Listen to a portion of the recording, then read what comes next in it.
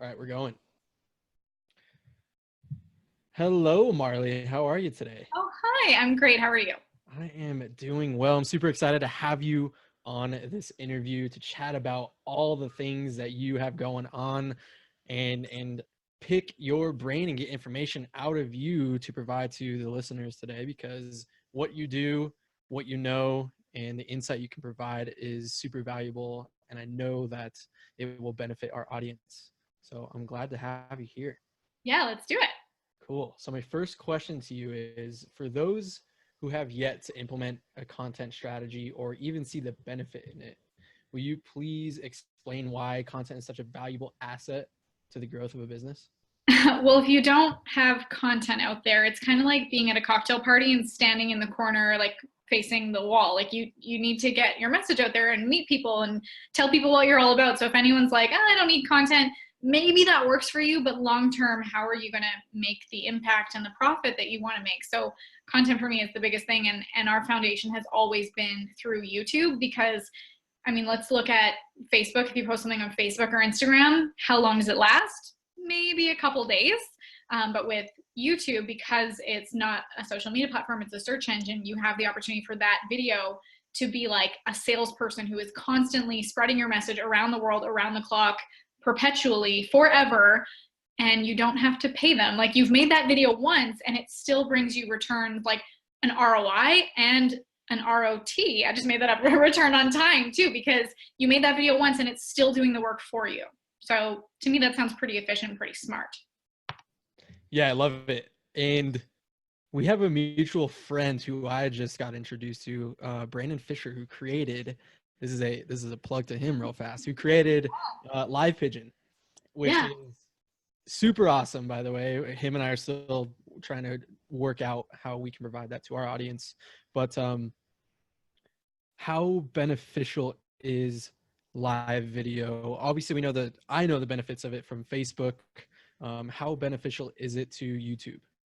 Well, I love, like, Live Pigeon. I've used a few times. Like, I did an awesome video because he sent me, like, he dream 100 me, which was so fun. I got a box, and at first there was a Red Bull in it. I'm like, why is he sending me a Red Bull? And there was like a pigeon stuffed animal. And of course he like told me all about Live Pigeon. I tried it out and loved it, which is really convenient for pre-recording a Facebook Live and then scheduling the Facebook Live so it looks like you're live even when you're not actually live.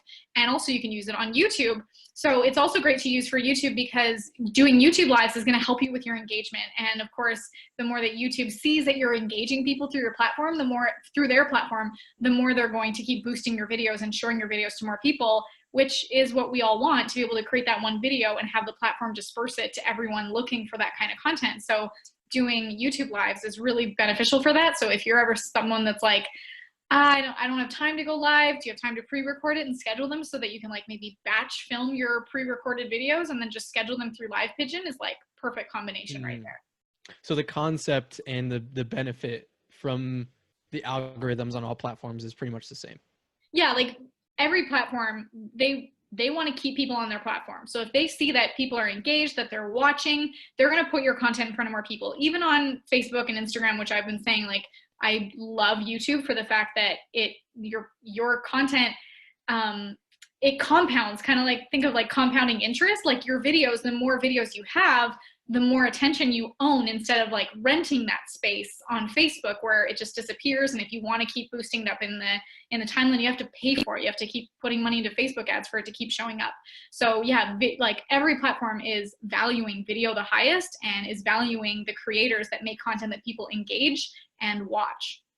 One of your more prominent pieces of expertise is creating viral content that gets ranked at the top of YouTube and Google.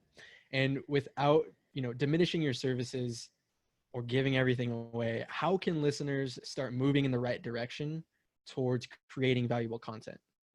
Like think of any, like, the more you start to get into this mindset, the more you're going to just become a student of it. When you're watching commercials, when you're watching movies, to dissect, how are they keeping you engaged? How is it that there can be a commercial for like diapers that has you crying? Like, I'm sure you can think of the Pampers commercials and things that like they really tug at your heartstrings. And how do they do that? Like every single movie, every commercial, every piece of content has a beginning, middle, and end. There's always the attractive character, there's the protagonist, there's the villain, there's like, how do you create this in your content? It doesn't have to be a villain like Lex Luthor or whatever. It can be the negative, the enemy of your, whatever your movement is. If it's for me, like, I don't know, I'm just making this up. If I'm an entrepreneur that wants freedom, a 9-to-5 is my enemy. So that's the storyline that I put into every single piece of content, even if it's like a how-to video. So when you create your videos, thinking of it that way, of how do I make this cinematic? How do I tell a story in a story?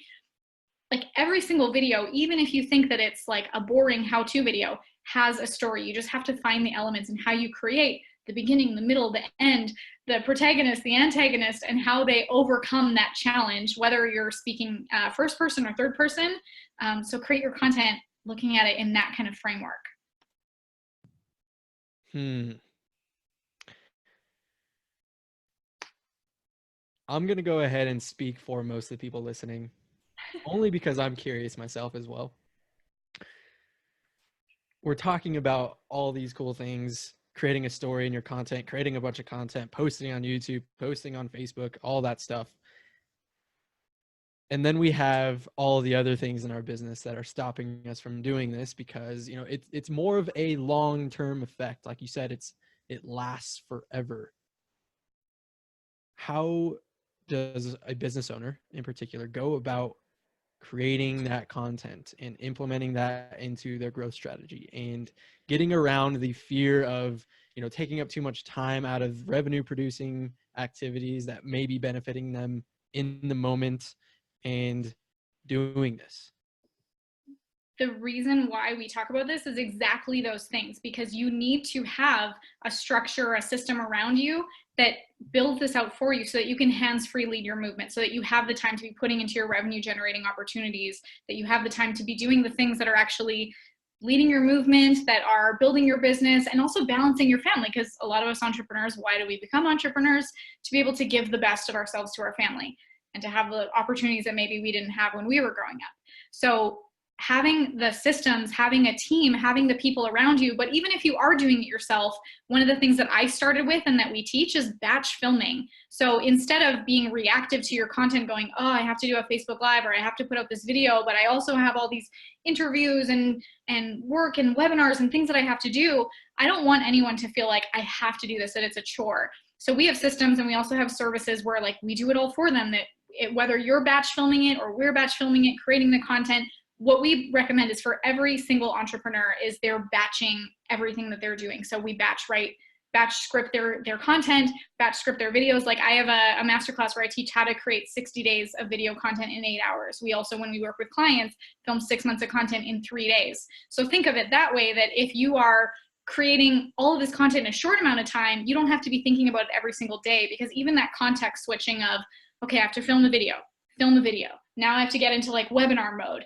It loses productivity. So what we recommend is doing it all in one sitting and then having the system. And really, you can have a team around you and it doesn't have to cost an arm and a leg. You can hire a VA, you can hire an editor, even if they're overseas, like, which is a win-win really, that because we have the opportunity to pay them more for what their cost of living is. Sometimes people give me flack for that, to say like, it's good to hire overseas, but really you're giving them an opportunity that they're looking for. And because we have the ability to make more, we can give more.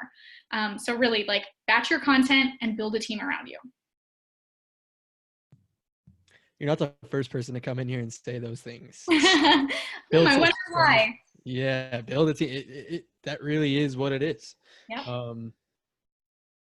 So your services, the 6 months of content in 3 days, is a high ticket offer because it's super valuable, provides real results. And since the majority of the people listening are trying to get to a place in their business where they can afford something like what you provide, what advice would you give them other than, you know, the batching, the system, building the team, or maybe you can go in depth on those things, but what advice would you give in order to reach the level where they can start working with someone like you? Well, one of the big things that we also do is, and just side note, like we do have other tiers. That's like our highest tier is the done for you. We do have a done with you and a do it yourself as well. But the biggest thing whenever we work with any client, no matter what level, is we look at what is their marketing strategy? How are they building their revenue? And how are they also building their team? Do they have a team? Are there things that they're doing in their time that they can outsource, they can hire someone for to be able to buy their time back?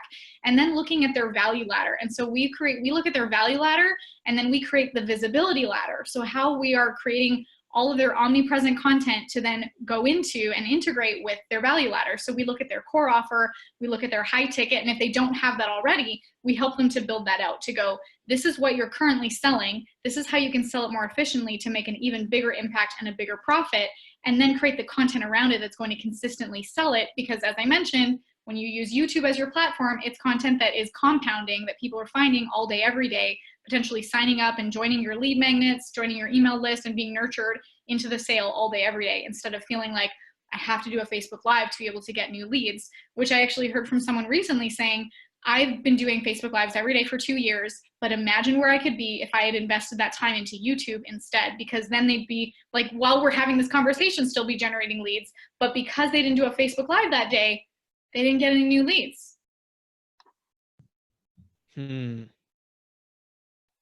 I love it. What do you see being the number one most important business growth strategy in the next 2 years?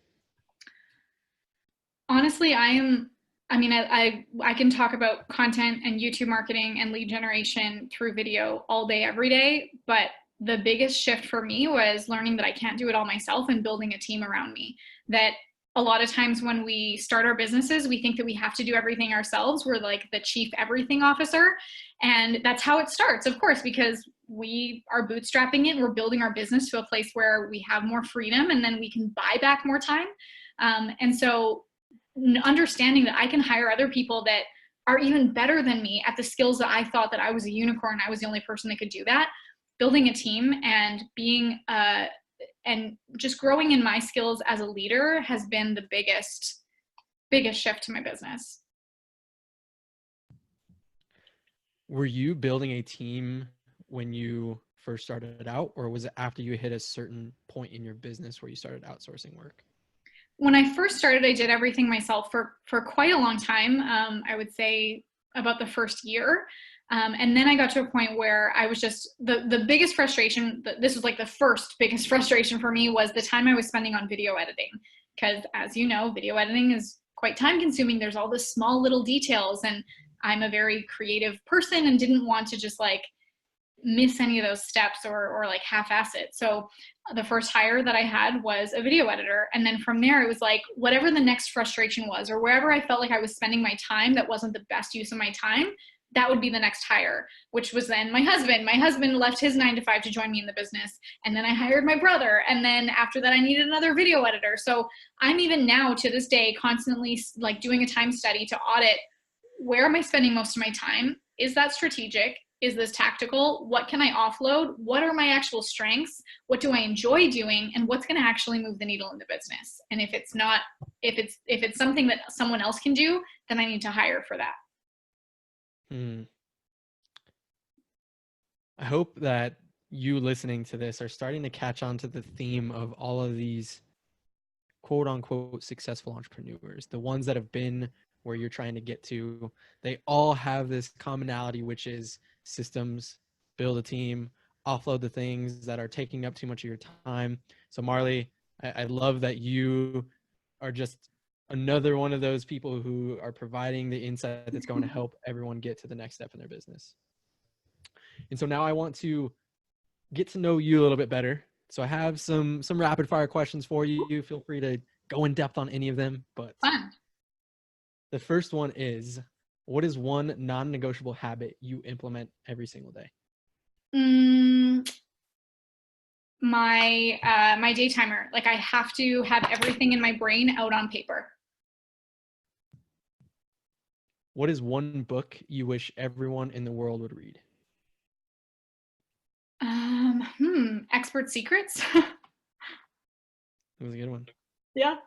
On what do you like to spend your time and money outside of business? Vacations. What is the most memorable experience you've ever had?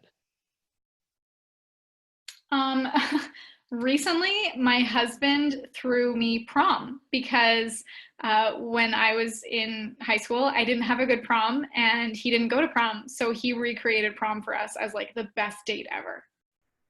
Why is your husband making us all look bad? I know, it was like so epic. It's on my Facebook. You can go see the video. It was just the most epic date night ever. That's amazing. No, I Yeah. love that idea. It's so cool. Yeah. What is the most insightful or actionable event you've ever been to? I love Funnel Hacking Live. Every year, I feel like it's my Christmas. Like I get so excited to see all my entrepreneur family and just to take in all the knowledge and learning and just the it's like such a production. It's just amazing. I love it. Funnel Hacking Live is amazing. Yeah. All right, Marley, now is the time where, because I've been lucky enough to become a part of your network, build a relationship with you, and really get to, learn more about you, because you are always creating content. It's amazing to see into your life. But for those who have not been fortunate enough to connect with you yet, how can they do so? How can they learn from you? How do they actually take advantage of the content creation methods that you teach? Awesome. Well, check out my YouTube channel because that's where like I said, that's the foundation of all of my content. So youtube.com/Marley Baird Media. And I did mention earlier my masterclass where I teach you how to create 60 days of social media and video content in 8 hours. And it's a training. It is not one of those webinars with like the 3 secrets and a pitch at the end. There is not even a pitch at the end. So that's 60daysofcontent.com with the numbers 60daysofcontent.com. Love it. I actually have not seen that webinar, so I'm going to go check it out. This is cool. This will be off record. I just got, it's not open yet, but this is a teleprompter. Oh, nice. Yeah, so you can like put it on your camera and then your phone like is a hologram that like, yeah, I'm so pumped. Perfect. That's going to help so much with your content. Oh, yeah, yeah, it will. Yeah. Well, thank you so much for being on the show today, Marley. I really appreciate you coming on here, providing your amazing insight as always. My pleasure. Thanks so much. Cheers, guys.